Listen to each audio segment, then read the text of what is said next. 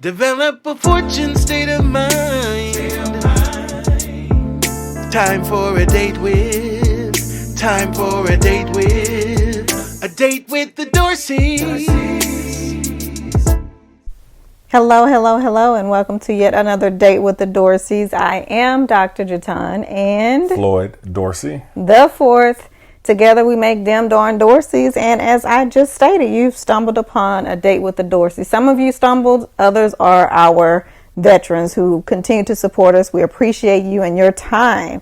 So with that, if you are just stumbling upon the episode or the podcast in general, just so that you know, our topics are typically about what we refer to as the 5 F's, and that includes family, faith, finance, fitness, and fun. Okay, hold up. Okay. Fun. We have to try it one more time. One more time. Okay. Fun. You gotta love it. She ready. She ready. So our episodes are either focused on one of those F's or a combination thereof. And if you've been tuning in here to our most recent 2 episodes, they were a part of a series that we're calling Path to Parenthood.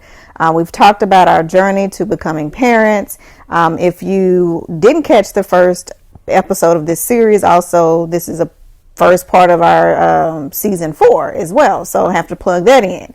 Nevertheless, our part 1 of this series, we talked about the beginning of this process to parenthood for us, from an individual perspective and from a couple perspective, what we envisioned building a family would look like and how we anticipated that process to go. So we kind of kicked it off with those type of discussions and perspectives from both of us, and then collectively. And then part 2, we talked about how we became or how we got to the point of deciding on surrogacy as a route for us, or an option for us even, to become parents. And then here we are at episode 3, part 3, whichever one you want to refer to it as. It's still a part of the Path to Parenthood series. And so we're going to pick up where we left off on episode 2 and kind of carry it through there. And we want to focus more on the marriage and our relationship and how this journey has challenged and or strengthened our relationship together. But before we hop in, a little housekeeping for those of you tuning in. Again, thank you for jumping on. We appreciate your support. You can always follow us. Yeah, not always, but just do it. How about that? Pause this, go follow us, come back on Instagram and Facebook at Them Darn Dorseys. You can also email us at support@fortuneenterprise.com. Fortune is IVTUNE, enterprise.com. We look forward to hearing from you, especially if you have any other questions about things that we've shared, because we want these episodes, these parts of this series to be of inspiration, empowerment, and hopefully help someone that may be going through the process or will be going through the process of parenthood and have to do it in a non-traditional way. So that is our hope, and that is the reason we're not just sharing this for the heck of it. We are hoping to inspire and encourage. Absolutely. May this be a tool, information, or a resource that you can leverage to help build your own family. Or you may find inspirations for other aspects of life. I think one of the things that we look at is how do we take our experiences in one area in our lives and use that knowledge gain, that strength, that adversity, or whatever it was that we experienced to impact or be an uplift to other areas of our lives. And I think from this series, you will be able to do the same. Maybe even if it's not for you individually or particularly, you may find others that could leverage or utilize this information or the encouragement that we intend to share to help them and help others. Absolutely. So with that being said, if you again have been tuning in, we've left a little cliffhanger for you at each part, right? Because we want you to come back and learn some more and follow us through this storytelling. We just have to do it the right way. We can't leave you out there. Yeah, we can't give you all of it at once, right? We got to get you coming back and listening to the rest of it, because again, for us, it's been definitely a journey. And as I mentioned earlier, definitely non-traditional, and something that we even had to kind of navigate our ways through. Nevertheless, with that being said, husband, where would you like to start from where we kind of had the cliffhanger let's pick last off. time? Yeah, because last time we left off with us really having to reconcile with, going with an agency, our mindset around that, and then also preparing for implantations with the surrogate that we decided to go with. Mm-hmm. And so identifying the agency, we spoke about that, and that is a process all within itself. It wasn't easy, but they did a great job on carrying us through the process with the information, with the conversations, with the success that they've had with others. And one of the main things that you're looking at is the outcome, right? There's a result that you have in mind, and you want to know that whoever you're going with has been able to consistently demonstrate and produce set results. And so selecting an agency, that's a key part, if you're going to go that route, is making sure that you are comfortable with the results that they've been able to demonstrate and produce. Beyond that is the communication, making sure, because you're going to have several questions, your nerves are probably going to be all over the place as you're learning and you're trying to figure things out. You're going to spend probably a lot of time on Google just looking for other groups or bits of information that could help calm your nerves, and some of it may spin you in a spiral and have you even asking more questions. But I'll tell you, having a great resource with a solid agency is certainly key, provided you go the agency route. There are other alternatives, but for us, we had tried other alternatives, looking at our personal network, I think we shared before, but we resulted saying, let's go with this particular agency. We went through our vetting process, and we pinned it down to one that we were most comfortable with for the success that we were looking for, or for the outcome. So going with the agency, they begin to share with us some profiles of different individuals that will be potential good suitors. And when you go through that process, you're vetting those particular carriers to see would it be the best relationship on both sides, right? You will want the individual to be comfortable with you, you're comfortable with them, etc. And so we went through that process, and we identified, I think maybe one or two early off that didn't quite work out for different reasons, one way or another. Right. But they were certainly great people, and it just didn't work through all the screening and things of that nature. As I mentioned earlier, it's a very rigorous process. Mm-hmm. But then we found a group, a couple, and it was like magic for us, right? Our first conversation, I think we probably talked for maybe an hour and a half, and probably could have went longer, just the connection and the bond that we were able to build. Right.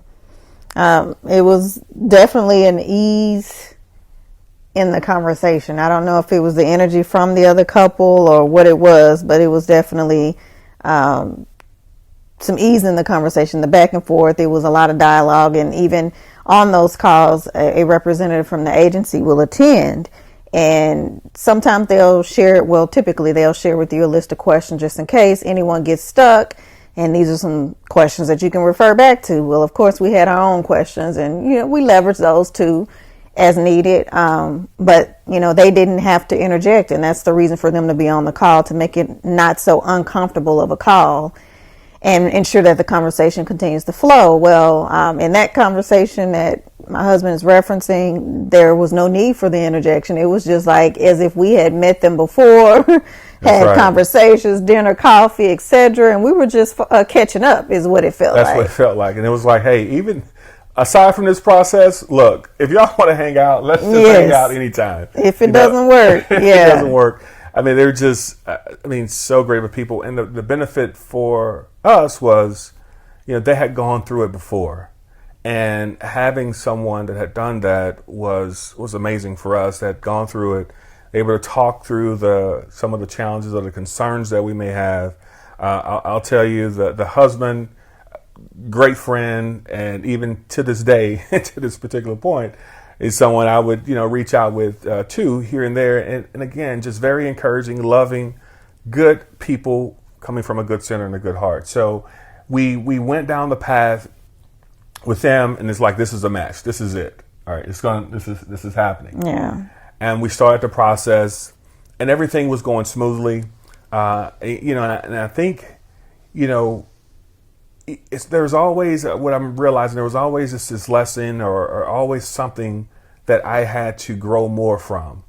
And then this, as comfortable and as good as everything was going, we still hit a roadblock, right? We went in, had everything ready, started the medication, built up our communication, making sure we had a good cadence of communication with the surrogate. Yeah. And we hit a point where it just didn't work, right? And by it just didn't work is, at one point they did the implantation. Everything looked pretty good initially, and then it didn't, right? It didn't stick, didn't work out. Well, initially it did stick. Yeah. And we were excited, but still, to your point, reluctant to be too excited, because every time we had these two or three steps forward and have to take 1.5 back.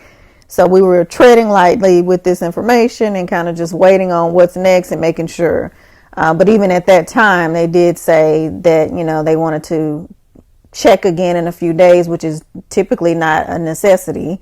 So we knew then that there was a likelihood of one way or the other. We still weren't all the way in the clear. That's right. And we were certainly cautiously optimistic, And it was an exciting time because, this particular point we had reserved, I think our last boy embryo. Yes. In this case. And I was on pins and needles racing, a lot of things going through my head. My emotions on high. My wife, I know she was just, kind of on edge. But we had got the initial good news and was like, oh, this is it. Oh, and then again, we took those 3 steps forward. So I think it was maybe about a week or 2 afterwards. You had to give it time to see the development, and there's additional tests. Then we had to there was another step back. But in that step back, again, every step back that we had to endure, those 2 forward, we felt good. The step backs were always just something to grow from. And, I started to really think about, what am I learning from this? How am I growing from this? How are we growing? What is this doing for us? Right? How is this really impacting our marriage? What's really going on? And how do I be in the moment and not just be so detached and to reconcile what's truly going on? And then to take a step back all the way from the moment and look at it holistically. From this experience, again, 2 steps forward, 1 step back, with this goal that we've been having in mind for years now, and we've been in this journey. And it's just, sometimes you face it where it just feels like it's just the life just came out of you. In other moments, you feel you have more life in you than you ever had before. And that's some of the dynamics that we're learning and that we've learned about life. Patience, appreciation, maximizing, seizing the moments and cherishing every great moment, every relationship, expressing and sharing love to all. Some of those things that, we often go through life and we take for granted are the very things that reinforce through this process for us. And I can go on and on for so many of those moments that we've learned to build from just in this experience alone. I think that you bring about some great points, and I want to take a step back real quick. And, when you talk about being in the moment, in that moment that we just described, or that last part of that process, we were in the midst of building a home. We were in temporary housing, technically, in an apartment. Not homeless, but temporary housing. Yes, waiting on the house to be built. So we're having to deal with, and I say having to, but that was a choice. That was something that we chose to do at that time, right? We chose to build a house, but we didn't choose to deal with circumstances and challenges that came with the building. Well, I was getting there. Okay. But yes, that's what I was going to say. So nonetheless, we had, on top of everything that we even mentioned in the last episode, as far as work and businesses, events, et cetera, we're building this house and having to manage a project manager, manage the build of, whatever else had to go on with the house, right? And then we have this. During COVID, building a house. During COVID. For those who have known, with resource shortages, with supply shortages, Yes. with nefarious treatment. I'll just say that from some of the from some of the salesmen. But I digress. But nonetheless, it was just a lot of those dynamics going on with the bill. And with that, emotions were high. And so just trying to navigate and manage through all of those different things happening simultaneously, it definitely created an environment for you to be forced, if not voluntarily, you were forced to kind of step back and say, what is going on? And for me, I like to think that if things continue to happen a certain way, there must be a lesson or something in this experience that I'm not paying enough attention to that I need to get. And so, as my husband mentioned earlier, in the meditation and the prayer and even conversations with the select few that, were supportive and things of that sort, having to piece all of that together and finding really in all of that what really matters. What is the core of that? What is the foundation of that that's going to strengthen us to carry us through this? Because as we said in the last episode, we're not quitting. We're going to continue to fight this through, because it's not a win yet. It's not over till we win. It's not over till we win. And I'll tell you, through this process, I've asked why so many times. Mm-hmm. And only maybe towards the middle end of it, I started asking why not. Mm-hmm. And there you look around, you're finding, you're looking to find, what can I blame it on, right? First thing. Then, all right, okay, I can't blame it on anything. Let me own it. Let us own it. All right, so then what do I have to do? We're always in this do space. At least I was, and I am. Like, what can I control and what can I do? How can I improve on this, right? How can I make it better for us? How can I control, right? Here we go back to control. For me, is how can I control or help navigate or steer the outcome that we want? Because oftentimes you see people that, let's just say if they're an athlete and some things just come so natural to them, where they're just able to dribble the ball or run a football or throw a ball or spike a volleyball better than anyone. It's just natural to them. While others have to work so very hard just to be an average player, you wonder, like, why? What is it? And the same thing I looked at with so many different things I'm able to naturally do in life, and we're able to naturally do individually and collectively as a couple, that just happens. But this one thing that seems to be so common and so natural for me, I'm looking at the whole world, just seems to be giving birth, having a baby. Like, why? What is it that made it so complicated, so challenging for us? And bringing it back to say that, well, there's so many other things that we've been gifted, that we, and with those gifts we intend to take the gifts and the things that we've been given to make sure that we invest and we share and more broadly with those. But this one thing, it's something that I've done wrong, right? Again, you're asking all these types of questions. And the truth of the matter is, you may or may not ever find that answer. But I can tell you, marching down that path of that questioning will somehow lead you to some answers with the right mindset, and recognizing that things just do happen that way. But staying persistent, staying loyal, keeping a positive, optimistic mindset. Those that neuroplasticity growth mindset will enable you to continue to take on these things and grow from it. And in that, we're able to continue to build our relationship as a unit. So going back to the story, right?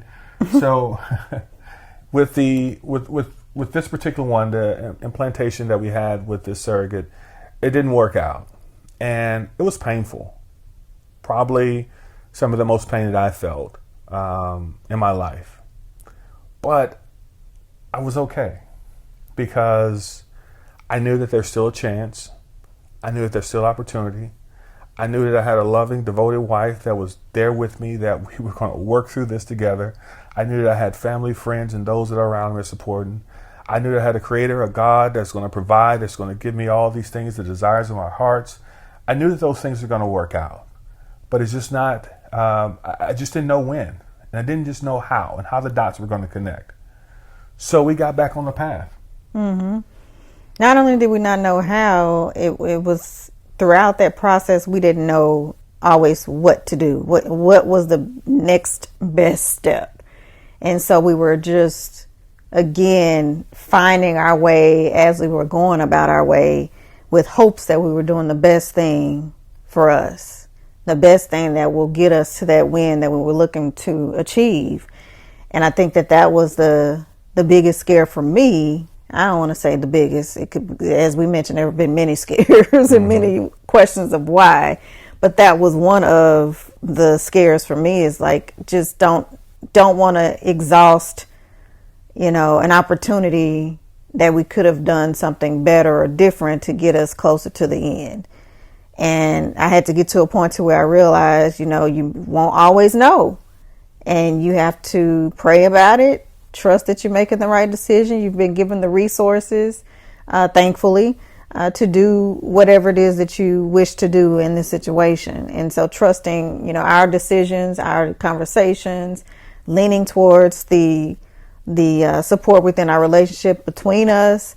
I think that's what carried me through. And though I was or am one to always want to be able to control. Let me pause you on that point real quick.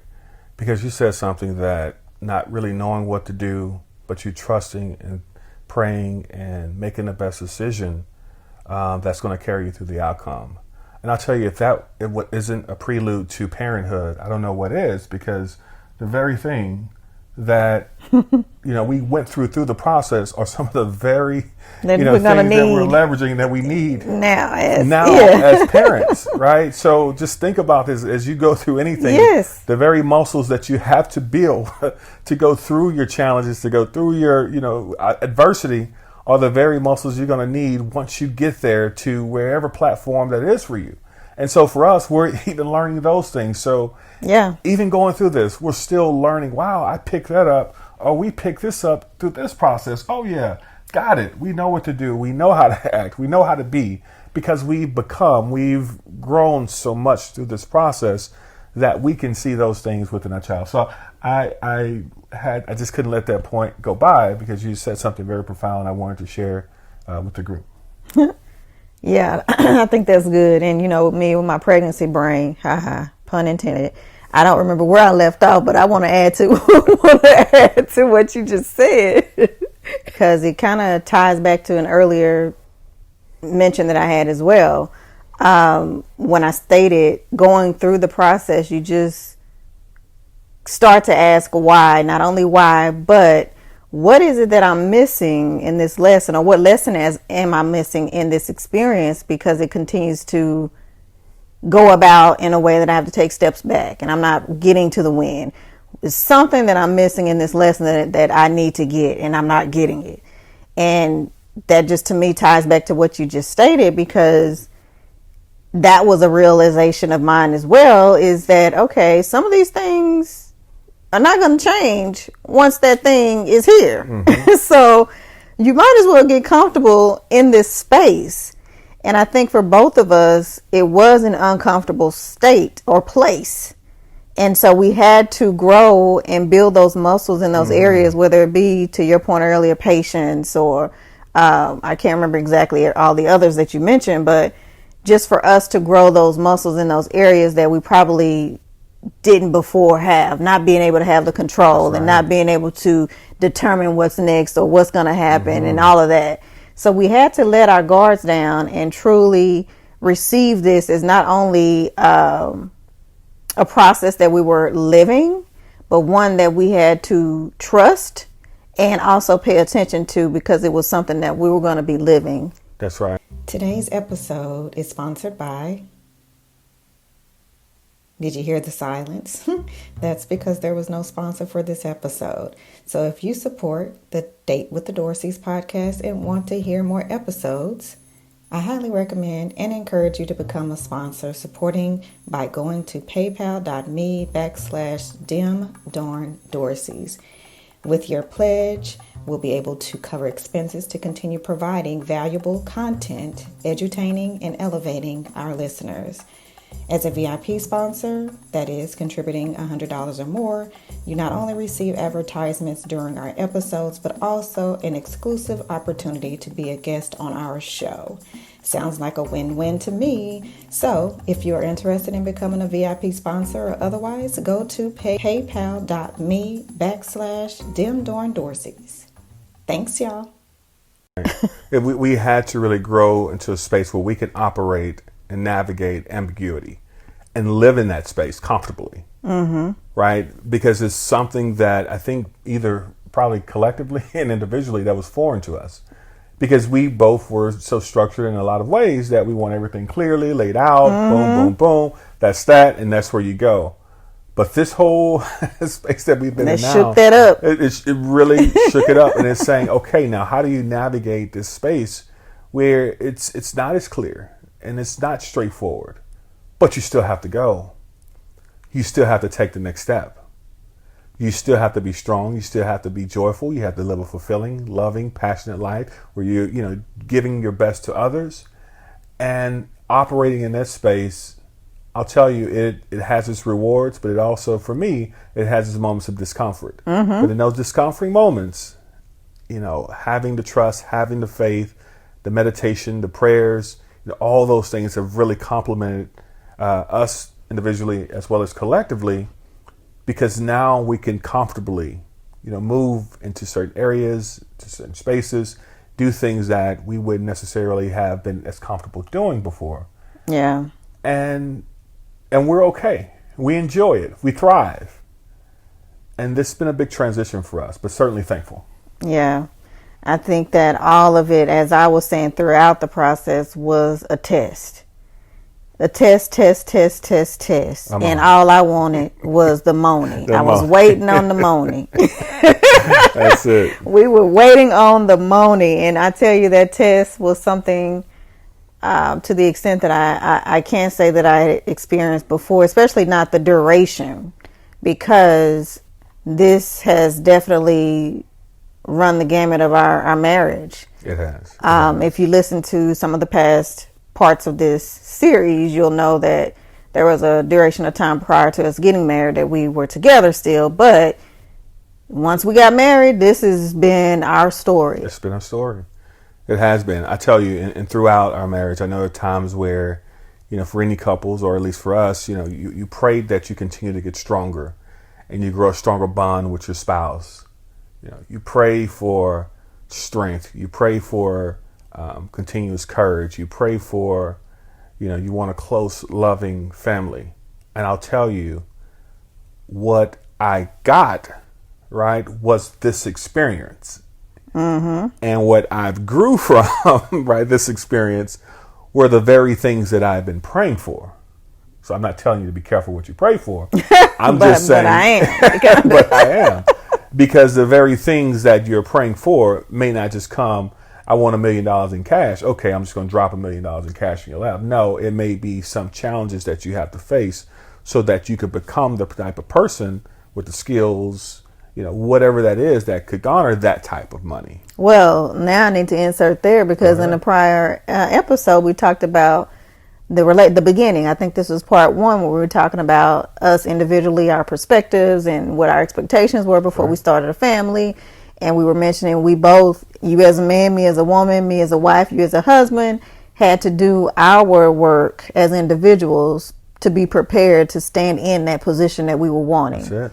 And similarly, in this, we had to do our work and due diligence. That's right. To prepare us to be parents, that title that we wanted. That's it. You had to own it. You had to grow to that point. We had to. Some of you in your situations may come in a different form, but I'll tell you, you're praying for it. What you may get is the opportunity to grow. It may not necessarily be the thing. You grow, and then you can, of course, achieve or have that thing. Be, do, think, do, have. Absolutely. Right? So going back, picking up on the story. Now we're piecing things back together. We're saying, let's get back on the horse. We have to continue marching forward. So we work with the agency, and the very first one, the very first option we had that was presented to us for another carrier, we were like, oh, wow. We went through the same process, a great meeting, great couple, very loving, compassionate. It was like, look, this for us. No brainer. No brainer. This is it. I mean, we hit it off, and it was It was phenomenal. In the back of my mind, though, I'm thinking 2 steps forward, 1 step back. Just get prepared. Yeah, so you don't get disappointed. So I don't want the disappointment, the heartache, right? And that's another thing you have to learn from. I had to learn from is that I can't have that fear of failure, right? I really have to go in with, full, intentions, but understanding that there are other things that could come about and do the best I can to be prepared for those. But that fear of failure it has to die. Recognizing things could be challenging. Things will come up as they always do, but that's okay. There's always a way to overcome it. So we connected with the couple, and then my wife began to form and build a great relationship, with the carrier, with the surrogate.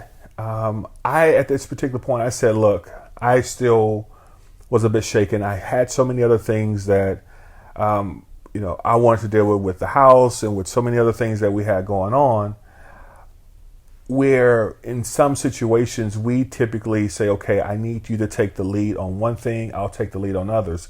At this particular juncture, I really had to go to my wife and says, look, we're at this particular point. I really need for you to take the lead on just making sure that we're connecting and staying on track for this particular piece. For all these other things, I will own and take and making sure that we're staying on track of. And we really had to look at our lives and some of the bigger aspects and how we're marching forward, because we had, again, many things going on at once.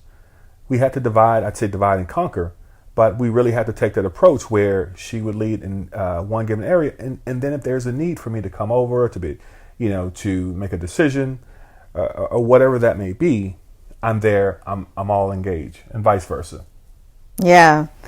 I think that was a good move for us. And to your last point, we definitely still had to kind of ride the fence and jump in as needed whenever decisions needed to be made and things of that sort. And especially with the house, of course, we're designing and things of that sort. He couldn't leave me out of that. And so, but, it was still a lot of, juggling for both of us. But to decide to really target one of us focusing on, one of these, I'll say these bigger projects, because we had, as you mentioned, lots of other things going on, but these bigger projects definitely helped out as far as the rest of the road forward at that point.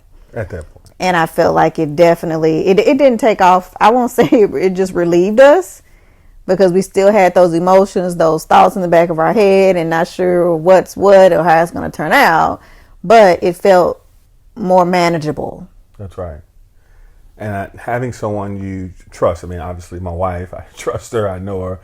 She has the full authority and capability, and I entrust her to make the best decisions, especially in those matters.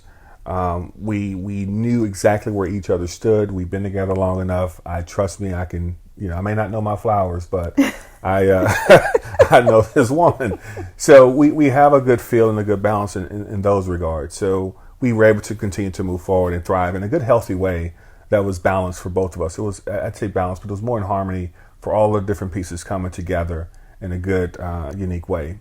So it came down time, things progressing.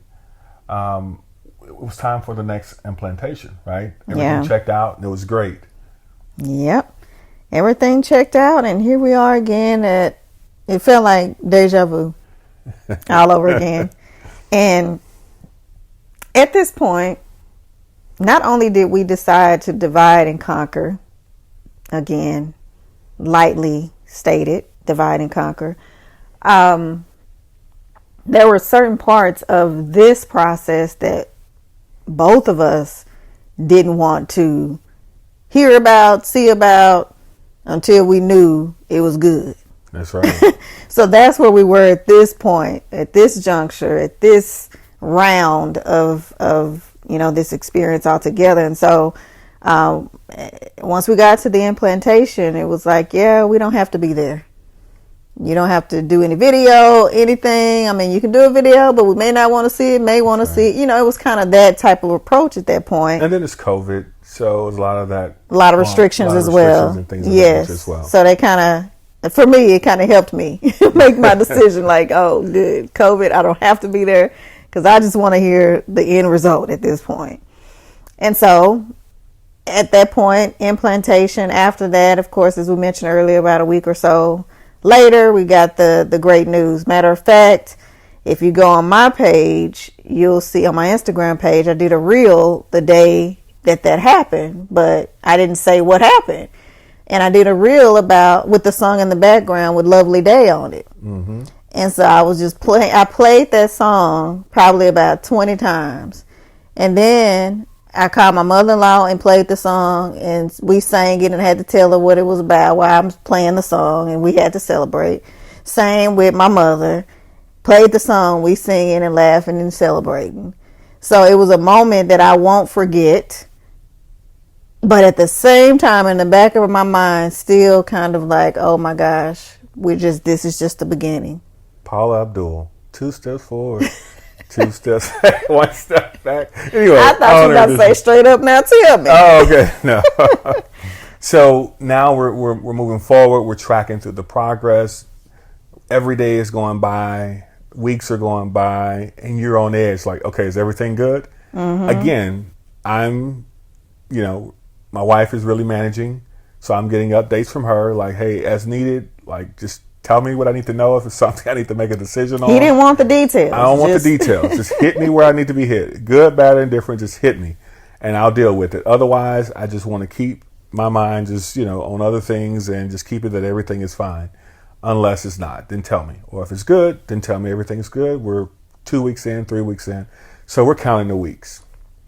And at this particular point, you're looking to say, okay, well, at which point do you feel comfortable? Do you feel good? Yes. Is it a success? I mean, is it, yeah, can you stop worrying? Yes. So we were, of the assumption that similarly for, a normal, I don't want to say normal as if ours was abnormal, but traditional pregnancy, folks wait at least 3 months or something like this. To the first trimester, yes, before they say anything. Yeah. Before they announce. So we were like, okay, well maybe at that point we should feel a little more comfortable. But that point came and went, and Wrong. We still weren't. Yeah, nope, not for us. And we were like, no, we're gonna keep this under wraps because we still are unsure.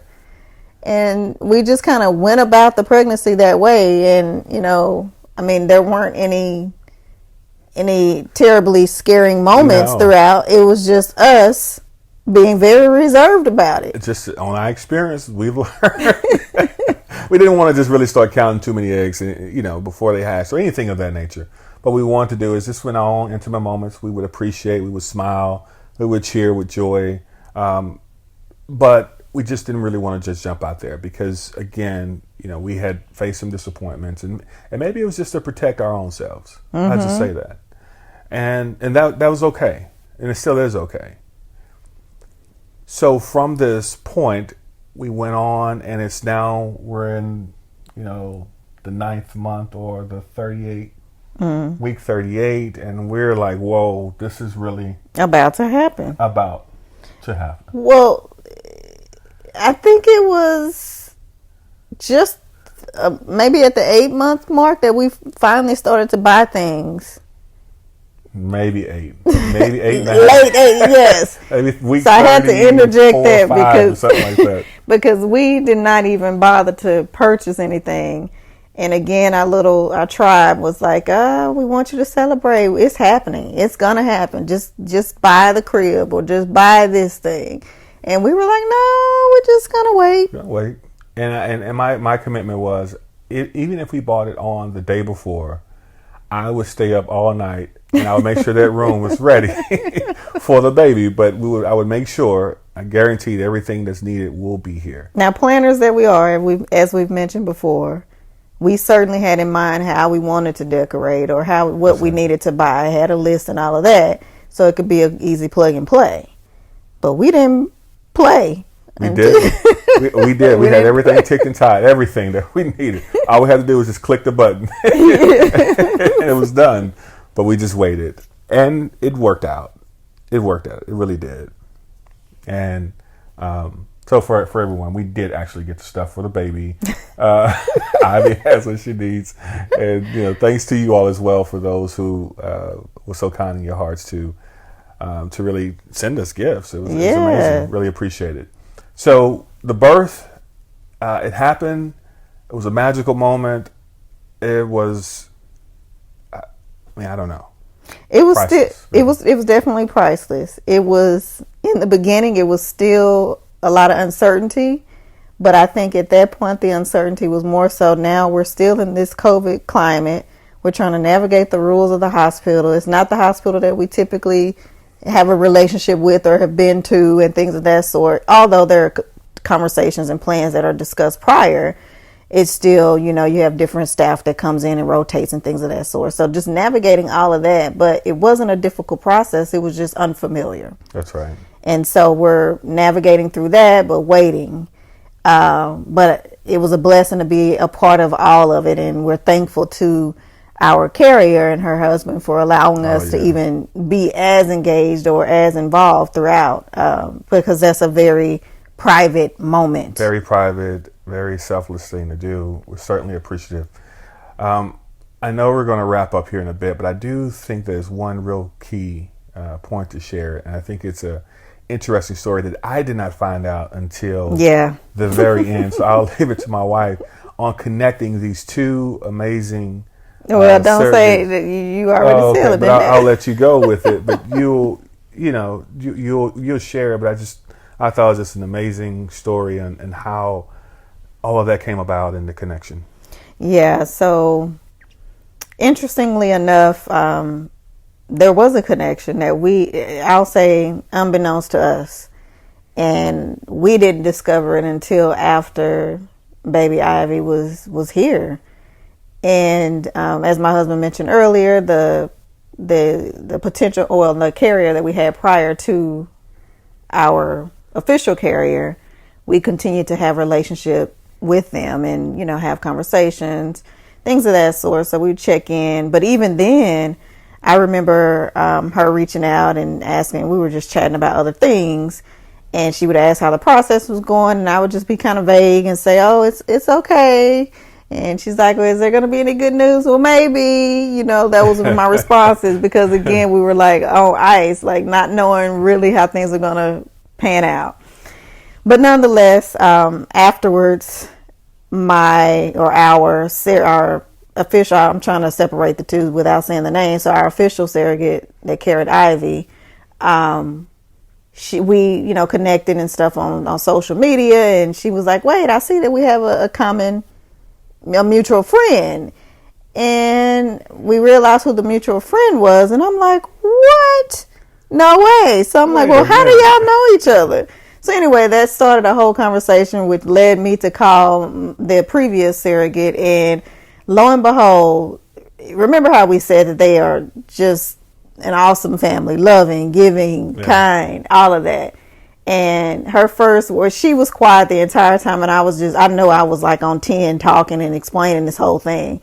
And as soon as I stopped, she paused and said, Jatan, I knew the whole time. I was just sitting back watching the story unfold, and I didn't want to overstep. So wow, ain't that amazing?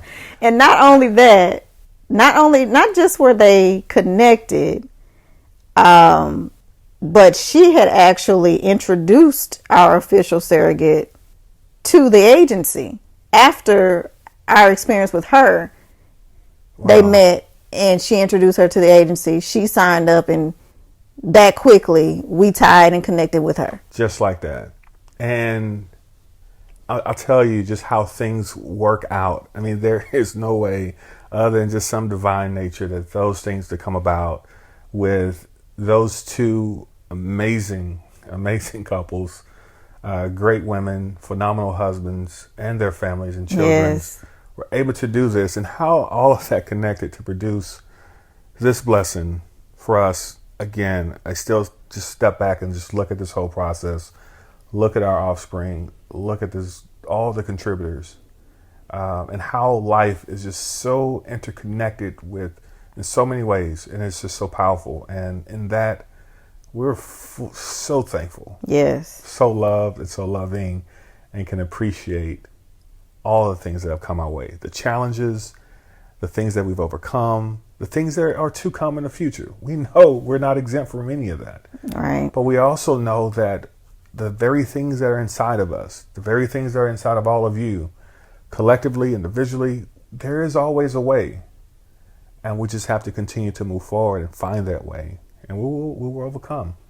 Yeah, it was definitely a blessing. Even in just rethinking through all of that, I had to just take a couple breaths here just now to collect myself, because that the way all of that was intertwined and woven, we couldn't have done that with our own hands, is what I'll say. There's no way. No way. And then I'll say, at that point of which we, discovered this and actually shared it with the world, even, the response from you all was overwhelming. I will say I didn't expect it. And the love that you all shared, the comments, the gifts that my husband mentioned already, everything. Ivy couldn't even open her presents or her gifts fast enough.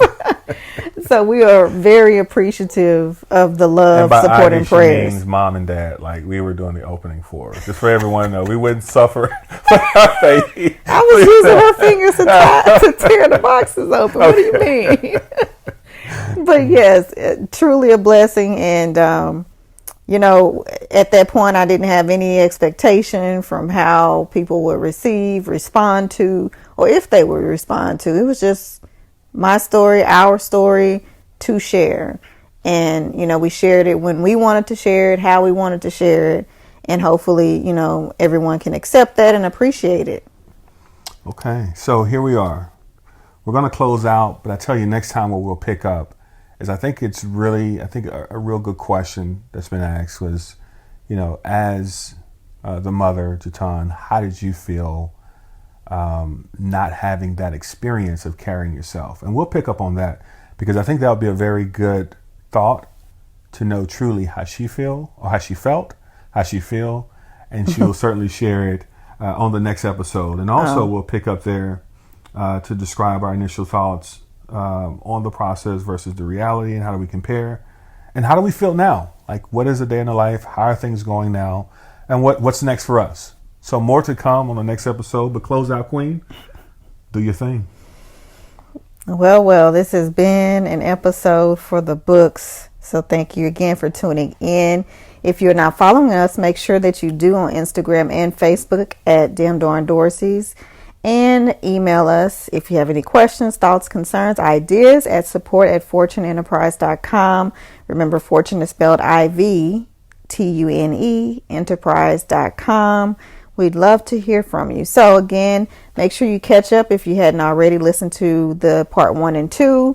We are at part 3, and we have part 4 to close out with next. So with that being said, we're going to call it an episode. Thank you. Thank you for tuning in.